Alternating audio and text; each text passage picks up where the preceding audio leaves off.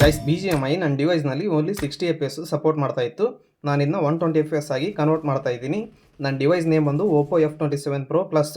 ಈ ಮೊಬೈಲ್ನಲ್ಲಿ ಎರಡು ಅಪ್ಲಿಕೇಶನ್ ಯೂಸ್ ಮಾಡಿಕೊಂಡು ನಾನು 120 FPS ಕನ್ವರ್ಟ್ ಮಾಡ್ತಾ ಇದ್ದೀನಿ. ಇದು ಎಲ್ಲ ಓಲ್ಡ್ ಆ್ಯಂಡ್ ನ್ಯೂ ಡಿವೈಸ್ಗೂ ವರ್ಕ್ ಆಗುತ್ತೆ. ಬನ್ನಿ ವಿಡಿಯೋನ ಸ್ಟಾರ್ಟ್ ಮಾಡೋಣ. ಫಸ್ಟ್ ನೀವು ನಿಮ್ಮ ಡಿವೈಸ್ದು ಅಬೌಟ್ ಸೆಕ್ಷನ್ಗೆ ಹೋಗ್ಬಿಟ್ಟು ವರ್ಷನ್ ನಂಬರ್ನ ಕ್ಲಿಕ್ ಮಾಡಿ ಡೆವಲಪರ್ ಆಪ್ಷನ್ನ ಆನ್ ಮಾಡಬೇಕಾಗತ್ತೆ.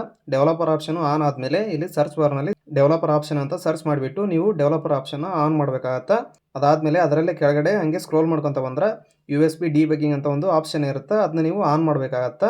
ಅದಾದಮೇಲೆ ಸುಜುಕು ಅಪ್ಲಿಕೇಶನ್ ಆನ್ ಮಾಡಬೇಕಾಗತ್ತೆ. ಇದನ್ನ ನೀವು ಓಪನ್ ಮಾಡಬೇಕಂದ್ರೆ ವೈಫೈ ಕನೆಕ್ಷನ್ ಬೇಕಾಗತ್ತೆ. ನೀವು ನಿಮ್ಮ ಬೇರೆ ಮೊಬೈಲಿಂದ ವೈಫೈನ ಕನೆಕ್ಟ್ ಮಾಡಿಕೊಂಡು ಇದನ್ನ ಓಪನ್ ಮಾಡಬೇಕಾಗತ್ತೆ. ಸುಜುಕು ಅಪ್ಲಿಕೇಶನ್ ಓಪನ್ ಆದಮೇಲೆ ಈ ಥರ ಇಂಟರ್ಫೇಸ್ ಅನ್ನೋದು ಬರುತ್ತೆ. ಇಲ್ಲಿ ಪೇರಿಂಗ್ ಅಂತ ಒಂದು ಆಪ್ಷನ್ ಇದೆ, ಇದನ್ನ ನೀವು ಕ್ಲಿಕ್ ಮಾಡಿದ್ರೆ ಡೆವಲಪರ್ ಆಪ್ಷನ್ ಅನ್ನೋದು ಓಪನ್ ಆಗುತ್ತೆ. ನೆಕ್ಸ್ಟ್ ನೀವು ಡೆವಲಪರ್ ಆಪ್ಷನ್ನ ಕ್ಲಿಕ್ ಮಾಡಿಬಿಟ್ಟು ವೈರ್ಲೆಸ್ ಡಿಬಗ್ಗಿಂಗ್ ಅನ್ನೋ ಒಂದು ಆಪ್ಷನ್ ಇರುತ್ತೆ, ಅದನ್ನ ನೀವು ಆನ್ ಮಾಡಬೇಕಾಗತ್ತೆ. ಅದಾದ್ಮೇಲೆ ಇಲ್ಲಿ ಕೆಳಗಡೆ ಪೇರಿಂಗ್ ವಿತ್ ಕೋಡ್ ಅಂತ ಒಂದು ಆಪ್ಷನ್ ಇರುತ್ತೆ, ಅದನ್ನ ನೀವು ಕ್ಲಿಕ್ ಮಾಡಿದ್ರೆ ಸುಜುಕು ಅಪ್ಲಿಕೇಶನ್ ನೋಟಿಫಿಕೇಶನ್ ಅನ್ನೋದು ಬರುತ್ತೆ. ಇಲ್ಲಿ ನೀವು ಇಲ್ಲಿ ಕಾಣ್ತಿರೋ ಕೋಡ್ನ ಎಂಟರ್ ಮಾಡಿದ್ರೆ ನಿಮ್ಮ ಸುಜುಕು ಅಪ್ಲಿಕೇಶನ್ ಅನ್ನೋದು ಕನೆಕ್ಟ್ ಆಗುತ್ತೆ. ಅದಾದ್ಮೇಲೆ ಮತ್ತೆ ನೀವು ಸುಜುಕು ಅಪ್ಲಿಕೇಶನ್ ಓಪನ್ ಮಾಡಿಬಿಟ್ಟು ಇಲ್ಲಿ ಸ್ಟಾರ್ಟ್ ಅಂತ ಆಪ್ಷನ್ ಇದೆ, ಅದನ್ನ ನೀವು ಕ್ಲಿಕ್ ಮಾಡಿದ್ರೆ ಇದು ಆಟೋಮೆಟಿಕ್ ಆಗಿ 3 or 4 ಸೆಕೆಂಡ್ಗೆ ಬ್ಯಾಕ್ ಬರುತ್ತೆ.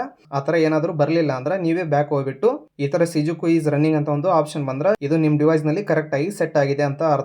ಅದ್ರ ಜೊತೆನೆ ಈ ತರ ಏನಾದರೂ ರೆಡ್ ಮಾರ್ಕ್ ಅಲ್ಲಿ ಬಂತಂದ್ರ ಇದನ್ನ ನೀವು ಫಿಕ್ಸ್ ಮಾಡ್ಬೇಕಂದ್ರೆ ಮೇಲ್ಗಡೆ ಸೆಟ್ಟಿಂಗ್ ಅಂತ ಒಂದು ಆಪ್ಷನ್ ಇದೆ, ಡಿಸೇಬಲ್ ಪರ್ಮಿಷನ್ ಮಾನಿಟರಿಂಗ್ ಅಂತ ಸರ್ಚ್ ಮಾಡ್ಬೇಕಾಗತ್ತಾ. ಇದನ್ನ ನೀವು ಆಫ್ ಇರುತ್ತಾ, ಇದನ್ನ ಆನ್ ಮಾಡಿದ್ರೆ ಮುಗೀತು, ನಿಮ್ ಸುಜುಕು ಅಪ್ಲಿಕೇಶನ್ ಅನ್ನೋದು ರನ್ ಆಗುತ್ತಾ.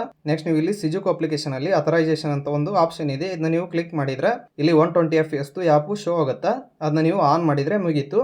ಅದಾದ್ಮೇಲೆ ಇದನ್ನ ಆ್ಯಪ್ ನ ಕ್ಲೋಸ್ ಮಾಡಿಬಿಟ್ಟು ನಿಮ್ಮ ಮೊಬೈಲ್ ಡಾಟಾನ ಆನ್ ಮಾಡ್ಬೇಕಾಗತ್ತಾ.